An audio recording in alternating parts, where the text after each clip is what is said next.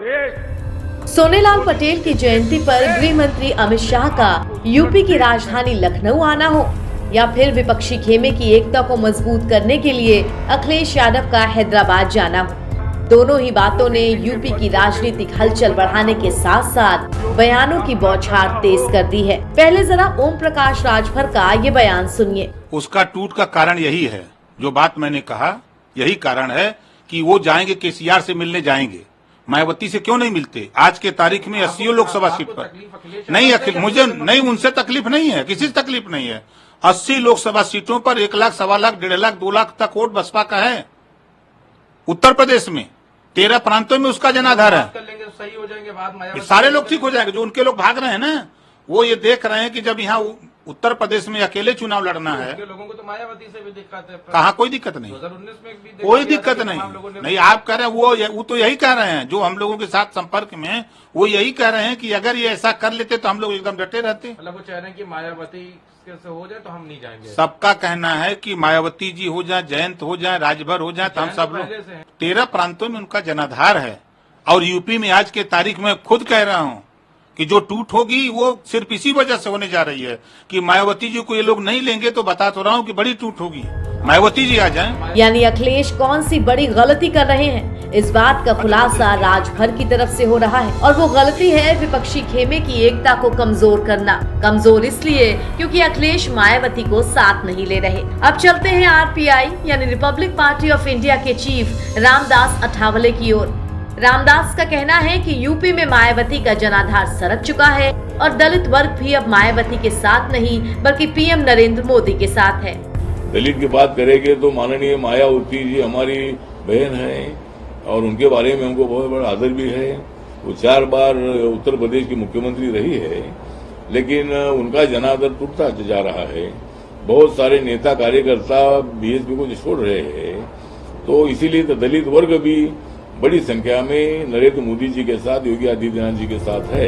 इन दोनों नेताओं के बयानों में मायावती को लेकर अलग अलग बात कही गई है। जहां राजभर मायावती में पीएम का चेहरा देखते हैं, तो वहीं अठावले को लगता है कि मायावती का जनाधार खत्म हो चुका है। मगर गौर करने वाली बात यह है कि सत्ता के हाशिए पर पहुंच चुकी मायावती अब पूरी तरह से लाइमलाइट में आ चुकी हैं। सुभाषपा अध्यक्ष ओम प्रकाश राजभर ने तो यहाँ तक कह दिया कि 2024 में उनकी अलायंस में मायावती जरूर होंगी और विपक्षी खेमे में टूट सिर्फ मायावती को ना लेने के चलते होगी। नहीं, आपका जो फ्रंट है जिसमें अभी उसमें मायावती जी होगी, कांग्रेस होगा, जयंत होंगे और लोग होंगे।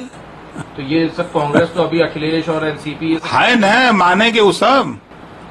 तो मतलब वो विपक्षी वो जो एक फ्रंट है वो टूटेगा और आपके और मायावती। कांग्रेस भी प्रयासरत है कि मायावती जी को मोर्चे में लिया जाए। कांग्रेस भी चाह रही है ये जो टूटन होगी उसके सबसे बड़े जिम्मेदार अखिलेश जी होंगे कि मायावती जी को गठबंधन में न लेना। वैसे ये कोई पहली बार नहीं है जब ओम प्रकाश राजभर ने मायावती को लेकर कोई बयान दिया हो। इससे पहले भी वो मायावती को अपने विपक्षी खेमे की तरफ से पीएम की कुर्सी ऑफर कर चुके हैं।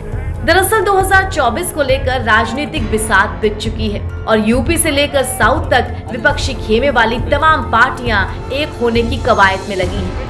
मीटिंग्स चल रही हैं, मगर इन सब में कोई मायावती को नहीं पूछ रहा। उधर मायावती खुद खबरों में बनी हुई है।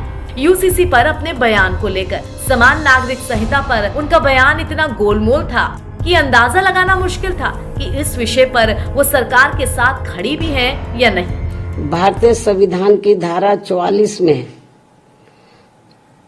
समान सिविल संहिता यानी कि यूनिफॉर्म सिविल कोड यूसीसी को बनाने पर प्रयास वर्णित है, लेकिन इसे जबरन थोपने का प्रावधान बाबा साहब डॉक्टर भीमराव अंबेडकर के संविधान में निहित नहीं है और इसके लिए जागरूकता व आम सहमति को श्रेष्ठ माना गया है, जिस पर अमल न करके अब इसकी आड़ में